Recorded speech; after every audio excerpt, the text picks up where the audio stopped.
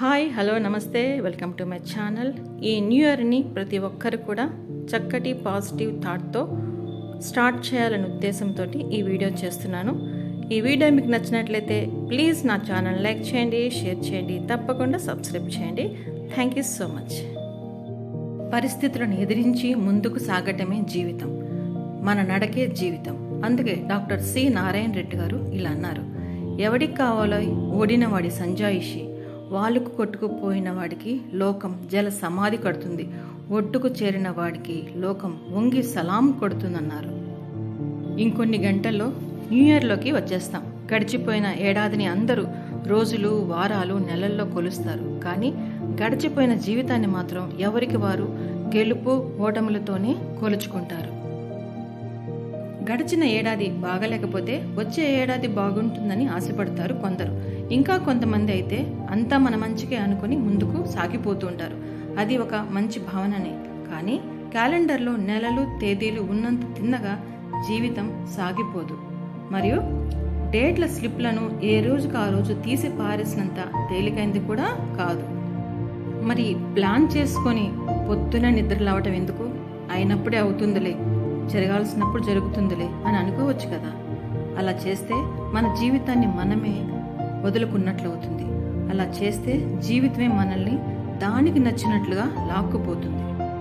అప్పుడు జీవితంలోని గెలుపు మనది కాదు, ఓటమి కూడా మనది కాదు. అలా మన ప్రమేయం లేకుండా 12 నెలల కాలం గడిచిపోయిందంటే మనం ఏ మాత్రం జీవించలేదని, మనం ఏం నేర్చుకోలేదని అర్థం. ఇక మన పిల్లలకు నేర్పడానికి మన దగ్గర ఏం జమ అవుతుంది? కాలం మనకు అనుభవాలను ఇస్తుంది, అనుభూతులను పంచుతుంది. అయితే దానంతట అదే వచ్చి తలుపు తట్టి ఈ అనుభూతులను పుష్పగుచ్చంలా అందించదు. కాలంతో పాటు మనం పరుగులన తీయాలి, కాలాన్నైనా మన వెనక పరుగులు తీయించాలి. ప్రతిసారి న్యూ ఇయర్ స్టార్టింగ్లో కొన్ని లక్ష్యాలను పెట్టుకుంటాం.